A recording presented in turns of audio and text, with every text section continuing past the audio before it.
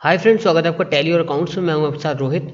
आज की इस वीडियो में हम टैली RP9 में एक नया फीचर पढ़ेंगे और इस फीचर का नाम है डेबिट नोट और क्रेडिट नोट। तो ये क्या होता है, इसकी एंट्री कैसे की जाती है, तो ये हम सीखेंगे आज की इस वीडियो में। तो अगर आप अकाउंटेंट बनना चाहते हैं, टैली सीखना चाहते हैं, मेक श्योर चैनल को सब्सक्राइब जरूर करिएगा। साथ ही साथ अगर आपको वीडियो पसंद है, वीडियो को लाइक और शेयर जरूर करिएगा। चलिए स्टार्ट करते हैं। देखिए, सबसे पहले हम बात करें अगर डेबिट नोट की।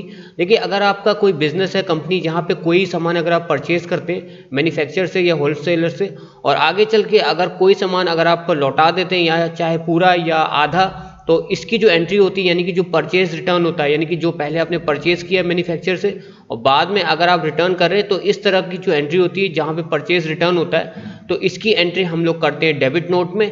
क्रेडिट नोट डेबिट नोट का अपोजिट होता है। अगर आपका बिजनेस है, आपकी कंपनी है, जहाँ पे कोई चीज़ आप सेल करते हैं और जिसको आपने सेल किया, यानी कि जो कस्टमर आगे चल के आपको वो सामान रिटर्न कर देता है, चाहे आधा या पूरा, तो जो सामान आपको वापस हुआ है, जो कस्टमर ने वापस कर रखा है, इसकी एंट्री हम करते हैं यहाँ पे क्रेडिट नोट में। तो चलिए हम प्रैक्टिकल आपको करके दिखाते हैं कि ये आपको कैसे करना होगा टैली RP9 में। देखिए, सबसे पहले आपको कंपनी यहाँ पे ओपन करनी होगी। अगर आपको कंपनी बनाना नहीं आता, आप चैनल पे जाके और वीडियोस देखिए जहाँ पे मैंने विस्तार से चीज़ों को समझा रखा है। तो कंपनी ओपन करने के बाद आपको यहाँ पे गेटवे ऑफ टैली पे जब आप आ जाएंगे, तो उसके बाद आपको अपने कीबोर्ड से दबाना है F11 दबाने के बाद आपको जाना है अकाउंटिंग फीचर्स में। और अकाउंटिंग फीचर में जाने के बाद आपको यहाँ पे राइट साइड में एक ऑप्शन दिखेगा इनवॉइसिंग का, तो इसमें आना है। और उसके बाद यहाँ पे आपको एक ऑप्शन दिखेगा use debit and credit note, इसको आपको येस कराना है। उसके बाद फिर से आपको येस कराना है और फिर से आपको येस कराना है। तो 3 लगातार आपको येस करा के इसको फाइनली करा देना है एक्सेप्ट। इसके बाद आपको क्या करना है, कुछ लेजर बनाने होंगे। तो हम फिर से आते हैं अपने गेटवे ऑफ टैली में, अकाउंटिंग इन्फो में जाएंगे और कुछ लेजर बनाते हैं। तो सबसे पहला लेजर हम बनाएंगे परचेज का। तो यहाँ पे हम परचेज का लेजर बना लेते हैं। तो ये परचेज का लेजर बन गया और परचेज हमेशा परचेज में जाता है, तो इसको हम यहाँ पे डाल देते हैं। बाकी इतना इंपॉर्टेंट नहीं है, बस हम इसको यहाँ पे एक्सेप्ट करा देंगे। उसके बाद जो नेक्स्ट तरह का हम लेजर बनाएंगे वो सेल्स का बनाएंगे। और सेल्स का ये लेजर बन गया। सेल्स का लेजर हमेशा सेल्स में जाता है और इसको हम यहाँ पे एक्सेप्ट करा देंगे। उसके बाद जो नेक्स्ट लेजर हम बनाएंगे वो परचेज रिटर्न का होगा, क्योंकि परचेज करके अगर आप रिटर्न करेंगे तो ऑब्वियस सी बात है वो परचेज रिटर्न में जाएगा। तो ये परचेज रिटर्न का हमने लेजर बना दिया। ये परचेज में फिर से जाता है, तो ये हम डालेंगे, इसे हम कराएंगे एक्सेप्ट। उसके बाद जो अगला लेजर बनाएंगे हम वो सेल्स का रिटर्न का बनाएंगे। तो सेल्स रिटर्न ये हो गया और इसको हम फिर से डालेंगे सेल्स में, और ये सेल्स में हमने यहाँ पे डाल दिया और इसको हम कराएंगे एक्सेप्ट। और अगर मान लीजिए आप उधार में खरीदते हैं, उधार में बेचते हैं, तो इसका एक डेटर और क्रेडिटर का लेजर भी हम बना लेते हैं। तो सबसे पहले हम एक डेटर का लेजर बना देते हैं। चलिए रमेश डेटर हम डाल देते हैं।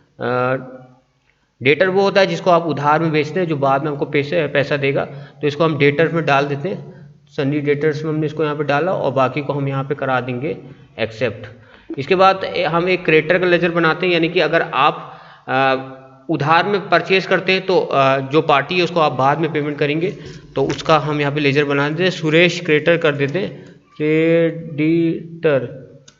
तो यहाँ पे हमने इसका लेजर बना दिया। इसको हम सनी क्रेडिटर्स में डाल देते हैं और ये हमने यहाँ पे इसको सनी क्रेडिटर्स हमने इसको यहाँ पे डाल दिया। इसको हम करा देंगे एक्सेप्ट। तो हम बैक आते तो हम यहाँ पे आपको दिखाएंगे टोटल आपने जो है 6 लेजर बना रखे डेबिट नोट और क्रेडिट नोट की एंट्री करने के लिए।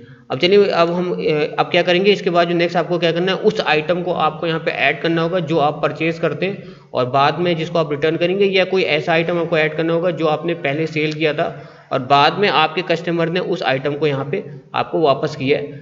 तो आइटम ऐड करने के लिए आपको इन्वेंट्री इन्फो में जाना होगा और सबसे पहले आपको यूनिट ऑफ मेजर ऐड करना होगा कि जो भी सामान आप परचेज करते हैं, सेल करते हैं, वो उसका यूनिट ऑफ सोल्ड है, किस यूनिट ऑफ सोल्ड क्या है। तो यहाँ पे हम क्या करेंगे, पीसेस डालेंगे। हम पीसेस में बेचते हैं, ठीक है। तो मतलब जो आप सामान बेचते हैं वो किस फॉर्म में बेचते हैं, पीसेस, ठीक है। तो यहाँ पे आपको एक्सेप्ट करा देना है। अब हमको बैक आएंगे और इसके बाद आपको क्या करना है, उस आइटम को यहाँ पे आपको मेंशन करना है जो आप या तो परचेज करते हैं, सेल करते हैं। चलिए मान लेते हैं हमने मैन्युफैक्चरर से अपना जो है मोबाइल ख़रीदा है, तो मोबाइल हमने यहाँ पे डाल देते हैं मोबाइल, और इसको हम डाल देते हैं प्राइमरी में और ये रहेगा पीसेस में, और बाकी को आपको यहाँ पे करा देना है एक्सेप्ट। अब एक आइटम और ऐड करते हैं जो हम सेल करेंगे कस्टमर को। तो चलिए वो चार्जर हम मान लेते हैं, चार्जर, मोबाइल चार्जर यहाँ पे डाल लेते हैं और इसको हम यहाँ पे करेंगे पीसेस में और इसको करा देंगे यहाँ पे एक्सेप्ट। अब कुछ नहीं करना, आप फिर से गेटवे ऑफ टैली में आएंगे और अब हम परचेज की एंट्री करेंगे। तो हम यहाँ पे ट्रांजेक्शन के अंदर अकाउंटिंग वाउचर्स के अंदर जाएंगे और अपने कीबोर्ड से दबाएंगे F9 जो कि परचेज की एंट्री होती है।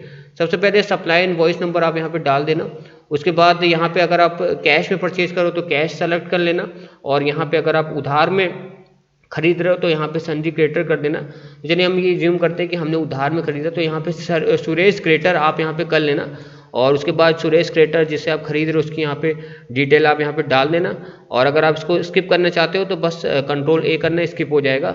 और यहाँ पे परचेज लेजर हमेशा परचेज में जाएगा क्योंकि आप परचेज कर रहे हो। क्या परचेज कर रहे हो? आप परचेज कर रहे हो मोबाइल आप यहाँ पे डाल देना। कितना खरीदा आपने? 50 क्वांटिटी खरीदा, रेट आपने डाल दिया 10,000, और यहाँ पे पीसी जाएगा 5 लाख का आपने यहाँ पे खरीद लिया। उसके बाद यहाँ पे आप नरेशन डाल देना कि being mobile purchase from Suresh creditor, और उसके बाद आपको यहाँ पे करा देना है इसको एक्सेप्ट। अब यहाँ पे आपने परचेज तो कर लिया। अब चलिए मान लेते कि आगे चल के जो आपने परचेज किया उसमें कुछ डिफेक्ट हो, तो आपने जो क्योंकि 50 खरीदे थे उसमें से अगर आप 10 वापस करेंगे तो उसकी एंट्री आप यहाँ पे कैसे करेंगे?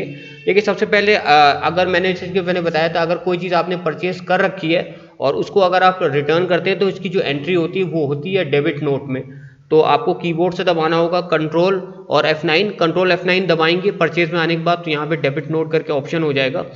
ठीक है, उसके बाद आपको ओरिजिनल इनवॉइस नंबर, यानी कि जब आपने परचेज किया था जो इनवॉइस नंबर डाला था वही इनवॉइस नंबर आपको डालना है, तो वो इनवॉइस आप यहाँ पे डाल देना।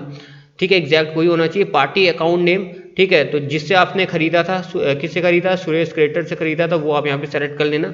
ये सुरेश की डिटेल आप यहाँ पे डाल देना, ये कंट्रोल A दबा के स्किप कर देना।